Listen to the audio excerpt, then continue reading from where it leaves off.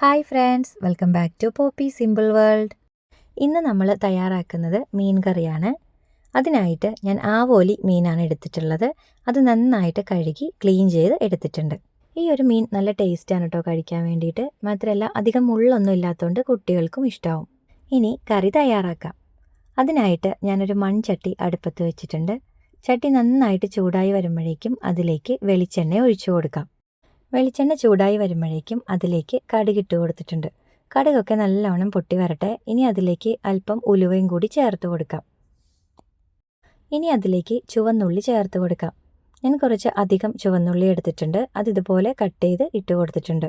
ഇനി ഇത് നന്നായിട്ടൊന്ന് വഴറ്റിയെടുക്കാം. നമ്മൾ ചുവന്നുള്ളി ചേർത്ത് കൊടുക്കുന്നതിന് പകരം സവാള ആയാലും ചേർത്ത് കൊടുത്താൽ മതി കേട്ടോ. ഇനി ഇതിലേക്ക് 2 പച്ചമുളക് കൂടി ചേർത്ത് കൊടുക്കാം. അതിനുശേഷം ആവശ്യത്തിന് വേപ്പിലയും കൂടി ഇട്ട് കൊടുത്ത് ഇതുപോലെ വീണ്ടും വഴറ്റിയെടുക്കാം. ഉള്ളി പാകത്തിന് വഴണ്ടി വരുമ്പോഴേക്കും അതിലേക്ക് ഒരു തക്കാളി കട്ട് ചെയ്തതും കൂടി ഇട്ട് കൊടുത്തിട്ടുണ്ട് കേട്ടോ. ഞാൻ തക്കാളിയുടെ തൊലി കളഞ്ഞിട്ടാണ് ചേർത്തിട്ടുള്ളത്. തക്കാളിയൊക്കെ ഉടഞ്ഞു വരുന്ന ആ ഒരു പാകത്തിന് എത്തുമ്പോഴേക്കും ഇതിലേക്ക് പൊടികൾ ചേർത്ത് കൊടുക്കാം. മഞ്ഞൾപ്പൊടി, മല്ലിപ്പൊടി, എരിവിനാവശ്യമായ മുളക് പൊടി, ഇത്രയാണ് കേട്ടോ ചേർത്തിട്ടുള്ളത്. ഇനി ഇതെല്ലാം കൂടി നന്നായിട്ടൊന്ന് മൂപ്പിച്ചെടുക്കാം.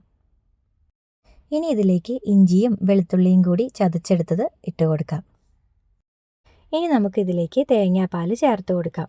ഞാൻ 1 മുറി തേങ്ങ ചിരകിയതിൻ്റെ പാലാണ് കേട്ടോ എടുത്തിട്ടുള്ളത്. അതിൻ്റെ 2ാം പാലാണ് ഇപ്പോൾ ചേർത്ത് കൊടുക്കുന്നത്. തേങ്ങാപ്പാൽ ചേർത്തതിന് ശേഷം ഇതെല്ലാം കൂടി നന്നായിട്ടൊന്ന് മിക്സായി വരുന്നത് വരെ നമുക്ക് ഇളക്കി കൊടുക്കാം. ഇനി ഇതിലേക്ക് ആവശ്യത്തിന് ഉപ്പും കൂടി ചേർത്ത് കൊടുക്കാം. വീണ്ടും ഇതുപോലെ നന്നായിട്ടൊന്ന് മിക്സ് ചെയ്ത് കൊടുക്കാം. ഇനി ഇത് ഹൈ ഫ്ലെയിമിലേക്ക് മാറ്റാം. എന്നിട്ട് ഇത് നന്നായിട്ടൊന്ന് തിളച്ച് വരുമ്പോഴേക്കും അതിലേക്ക് കുടംപുളി ചേർത്ത് കൊടുക്കാം. ഞാനൊരു 3-4 കുടംപുളി വെള്ളത്തിലിട്ട് വെച്ചിട്ടുണ്ടായിരുന്നു. അതും ആ വെള്ളവും കൂടി ഇതിലേക്ക് ഒഴിച്ചു കൊടുക്കാം. നമ്മൾ ഇതിലേക്ക് തക്കാളി കൂടി ചേർത്തിട്ടുണ്ടല്ലോ, അപ്പോൾ അതിൻ്റെ ഒരു ചെറിയ പുളിയുണ്ടാവും. അതുകൊണ്ട് അധികം കുടംപുളി ചേർക്കേണ്ട ആവശ്യമില്ല.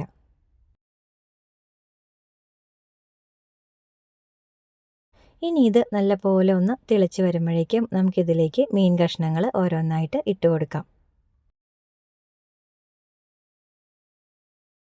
ഇനി ഈ മീൻ കഷ്ണങ്ങളൊക്കെ ഇതിലേക്കൊന്ന് മുങ്ങിക്കിടക്കുന്ന രീതിയിൽ നമുക്കിതുപോലെ ചെയ്ത് കൊടുക്കാം. അതിനുശേഷം നമുക്ക് ഈ ചട്ടി ഇതുപോലൊന്ന് ചുറ്റിച്ചു കൊടുക്കാം. ഇനി ഇത് നന്നായിട്ടൊന്ന് തിളയ്ക്കട്ടെ. ഇതിപ്പോൾ തിളച്ച് ചെറുതായി ഒന്ന് വറ്റി വന്നിട്ടുണ്ട്.